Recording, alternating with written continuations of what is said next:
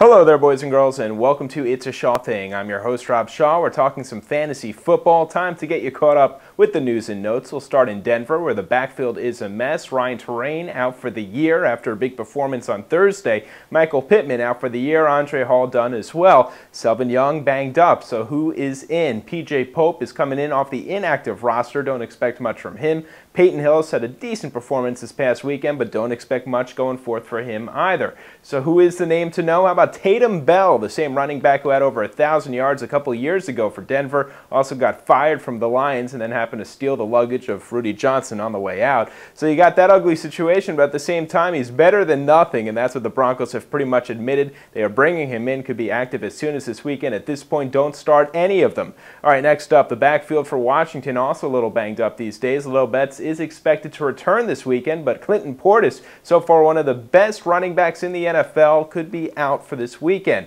He apparently has a sprained MCL, second-degree injury there. Not good, so right now it looks like he is not going to play. Sean Alexander, Liddell Betts will both split the backfield, so don't start either one of them either. As far as Willie Parker in Pittsburgh, it seems like he is a safe start. Keep an eye on the reports. He is practicing later on today, but the fact is that he is pretty confident that he will play this weekend. This is a player who reportedly had a torn labrum. He argues to the contrary. This is a guy who is injury-prone, so watch out. With a sore shoulder, one bad hit could knock him out for the season, just like that knee injury from a season ago. All right, next up, we're talking about Heath Miller, same team, tight end position. Looks like he is not going to play this weekend. It's a 50-50 chance, but I would rather side with caution and not play this guy, so look for some other tight ends, maybe Billy Miller having a nice year in New Orleans instead of Jeremy Shockey. All right, another guy for the Steelers, Big Ben Roethlisberger. He has a bad shoulder injury. He looks like he is going to play this weekend, but beware, he's not going deep as often as he has. So Nate Washington's Antonio Holmes has a minor hit to their value,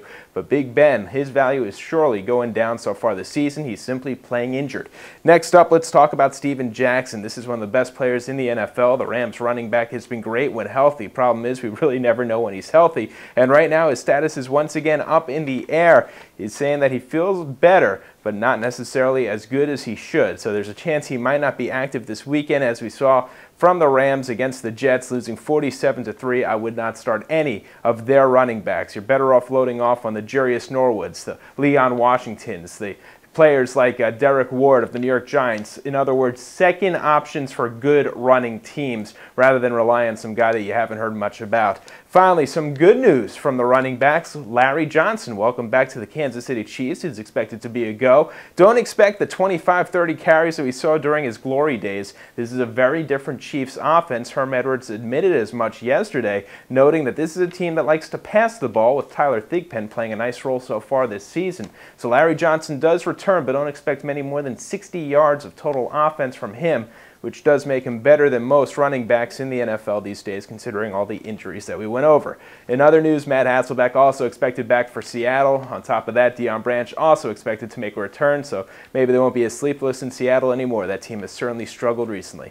Well, my friends, that's It's a Shaw Thing for now. For any of your fantasy needs, do email us any questions, fantasy@opensports.com.